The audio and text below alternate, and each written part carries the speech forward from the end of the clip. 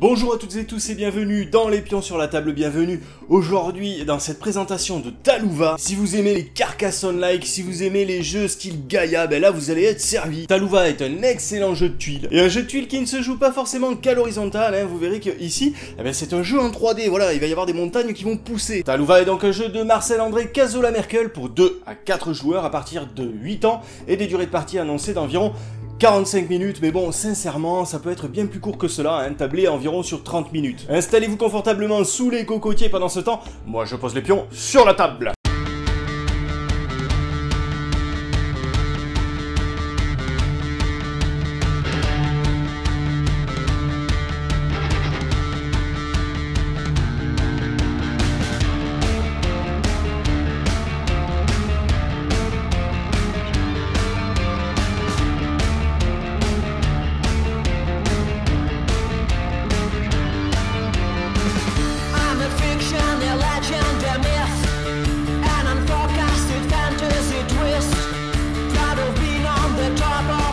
Alors voilà, Talouva est installé, il est très vite installé, j'ai l'impression de dire ça à chaque fois. Bon mais là en l'occurrence c'est le cas, hein. Alors qu'est-ce qu'on a dans ce jeu? Ben tout d'abord voilà, on a ces meeples en bois, c'est des petits house pulls là, vous voyez. On en a de 3 catégories différentes, on a des petites huttes qui vont représenter les habitations des habitants de Talouva. On a de gros temples, des grosses pyramides comme ça avec de grosses marches. Et puis on a de magnifiques tours comme ça, on dirait des tours tibétaines. Alors moi ça me rappelle, je sais pas si vous y avez joué, hein, mais personnellement moi ça me rappelle Far Cry 4, puisqu'on a des tours comme ça dans lesquelles sont abritées les stations radio. Bref, je m'égare. Donc bien entendu, le but du jeu, ça va être de construire tous ces bâtiments sur l'île de Talouva. Et lors du décompte des scores, eh bien, on s'orientera tout d'abord vers les temples. Celui qui aura le plus de temples aura gagné. S'il y a une égalité, on procédera à un décompte des tours. Et s'il y a encore une égalité, ben, on procédera à un décompte des huttes. Y compris les huttes qui auront été retirées de la partie, mais ça, on verra ça plus tard. Alors, il y a deux autres façons de mettre un terme à la partie. Soit un joueur a réussi à poser l'entièreté de son stock de 2 types de bâtiments. Et à ce moment-là, il gagne la partie immédiatement. Soit si un joueur ne peut plus poser de bâtiment parce qu'il n'y a plus de place, voilà, parce qu'il y a trop de population, ben, il est éliminé de la partie. Donc on peut imaginer que peut-être on peut gagner la partie par élimination comme ça. Personnellement, j'ai jamais vu ça, hein. Donc bien entendu, les seconds éléments primordiaux du jeu, ben, ça va être les tuiles. Elles sont très belles, alors vous voyez, bon, ces tuiles sont composées à chaque fois de 3 cases hexagonales. Et donc mes tours de jeu à chaque fois vont être très simples. Je vais poser une tuile et je vais poser un ou plusieurs bâtiments. Alors admettons, là c'est le premier tour de jeu, donc je vais poser la première tuile au centre. Et puis là, j'ai pas trop le choix, je vais poser une hutte isolée quelque part là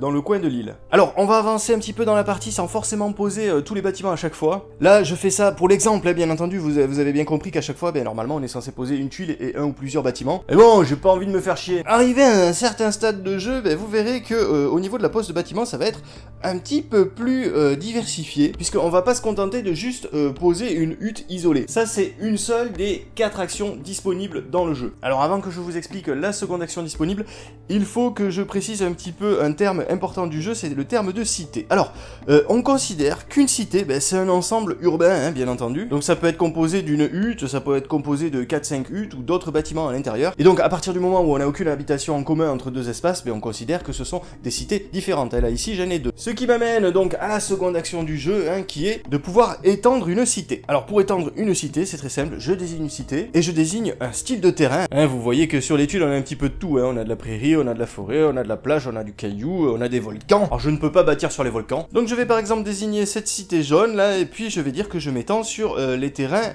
prairies. Et donc je m'aperçois que adjacent à ma cité existante, eh bien il y a 2 terrains prairies. Donc je vais pouvoir poser 2 huttes, tout simplement, voilà. Et ça marche aussi bien entendu si vos cités sont beaucoup plus étendues. Ici par exemple, si je dis que depuis cette cité je m'étends sur l'eau, je construis des huttes sur pilotis. Eh bien vous êtes d'accord avec moi que adjacent à cette cité, eh bien il y a ce lac, mais il y a aussi ceci. Donc lorsqu'on décide de faire l'action étendre une cité, on peut vraiment s'étaler très vite. Alors s'étaler très vite, ça a un avantage qui va nous amener à la 3e action possible, qui est de construire des temples. Pour bâtir ce type de construction, il faut que au moins 3 cases adjacentes à votre chantier soient occupées par certains de vos bâtiments. Ça veut dire que là par exemple, je peux poser un temple, je suis large. Alors après, s'étendre à tout prix, c'est pas forcément non plus un bon plan, parce que les cités ne peuvent contenir qu'un seul temple. Si 2 grosses cités se rejoignent après coup, c'est pas grave, c'est une grosse cité avec 2 temples. Mais à la base, quand je bâtis le temple, il faut vraiment que ce soit une cité sans aucun aucune construction de ce type. Donc si je m'étends trop et si je pense pas à m'éparpiller un petit peu sur l'île, bah tout simplement j'aurais du mal à faire popper d'autres temples. Et je rappelle que quand même les temples c'est l'objectif numéro 1 hein, puisque c'est le premier des comptes de fin de partie. C'est pour ça que la deuxième action là, étendre une cité, c'est plutôt cool, mais la première, poser une hutte isolée, c'est pas mal aussi, pour pouvoir faire popper de nouvelles cités ailleurs. La quatrième action, ce sont les tours. Alors, avant de vous parler des tours, il faut que je vous parle d'une autre option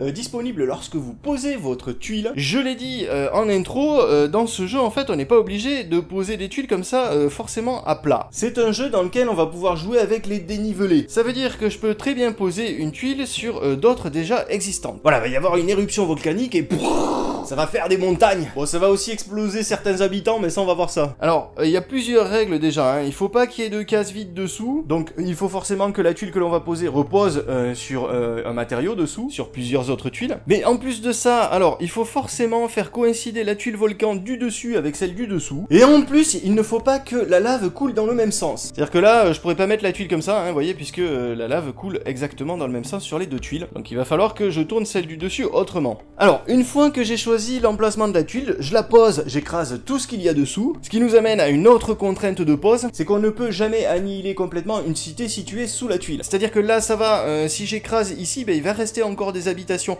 de cette cité, mais si j'avais écrasé toutes les habitations de la cité, ben, ça m'aurait été interdit, tout simplement. Alors, lorsque des habitations sont écrasées, on les retire du jeu. C'est-à-dire que vous les reprenez pas dans votre réserve, elles ne seront pas disponibles pour la suite de la partie. Mais elles compteront quand même pour le décompte final, le cas échéant. On en reparlera plus tard. Et alors, la dernière contrainte, c'est que vous ne pouvez pas écraser des temples ou des tours. Voilà, ce sont des bâtiments qui sont protégés par les divinités de l'île. Donc voilà, si vous arrivez à respecter toutes ces contraintes, ben vous pouvez provoquer l'éruption volcanique pour le plus grand malheur de vos adversaires. Mais ça peut être bénéfique aussi, hein, ça peut vous permettre de couper des cités en deux pour développer un temple ailleurs, enfin bref, vous m'avez compris. Et alors, le gros avantage de faire monter comme ça le plateau de jeu en hauteur, eh bien c'est que déjà, lorsque vous allez étendre une ville, le nombre d'habitations que l'on va poser sur la tuile sera proportionnel à la hauteur du terrain. C'est-à-dire que s'il y a 2 tuiles, vous pourrez poser 2 habitations sur l'hexagone. Si ça monte de 3, vous en mettrez 3. Si ça monte de 5, vous en mettrez 5. Je vous rassure, voilà, vous arriverez très rarement à 5 tuiles. Et l'autre avantage, c'est surtout que ça va vous ouvrir la voie pour construire les fameuses tours, les tours radio de Far Cry 4. Donc pour construire une tour, il faut qu'il y ait un dénivelé de niveau 3 et que la bâtisse soit située adjacente à une cité. Alors là, peu importe que la cité soit étendue ou pas, hein, il suffit qu'il y ait une case occupée par une hutte, ça suffit. Alors les tours par contre, c'est le même principe que les temples, c'est-à-dire qu'il en faut une seule par cité. Toujours pareil, s'il y a 2 cités qui se rejoignent, qui possèdent déjà une tour, ben c'est pas grave, hein, ça fait une cité avec 2 tours à l'intérieur. Mais à la base, il faut qu'il y ait qu'une seule tour dans la cité lorsqu'elle est construite. T'as compris ou quoi? Donc la partie se termine si l'un des joueurs autour de la table a dépensé 2 types de bâtiments, c'est-à-dire il a posé tous ses temples et toutes ses tours, bah là il gagne la partie, ou toutes ses tours et toutes ses huttes, peu importe, il gagne la partie aussi. La partie s'arrête également lorsqu'il n'y a plus de tuiles à poser. À ce moment-là, on procède à un décompte et donc on va commencer à compter les temples. Celui qui en a le plus gagne. S'il y a une égalité, on compte les tours et alors celui qui en a le plus parmi ceux qui avaient le plus de temples, eh bien gagne. Et s'il y a encore une égalité, eh bien on va compter le nombre de huttes, y compris celles qui ont été retirées du jeu quand elles ont été écrasées, hein. Ça c'est très important, ne l'oubliez pas. Voilà, et sinon un joueur peut se faire éliminer à tout moment de la partie si jamais il ne peut pas construire de bâtiment lors de son tour de jeu. Voilà, donc Talouva, moi je trouve que c'est un excellent jeu comme ça de tuiles, de placement. Il a cette originalité comme ça de jouer sur les dénivelés. C'est un jeu qui est très punchy, très dynamique. Alors personnellement je le trouve très beau en plus. J'adore ce petit design là avec les tours, avec les huttes, avec les temples. Les tuiles sont magnifiques. Donc moi je valide Talouva, voilà. En attendant de nous retrouver pour une prochaine vidéo, je vous dis à bientôt et n'oubliez pas entre temps de mettre les pions sur la table.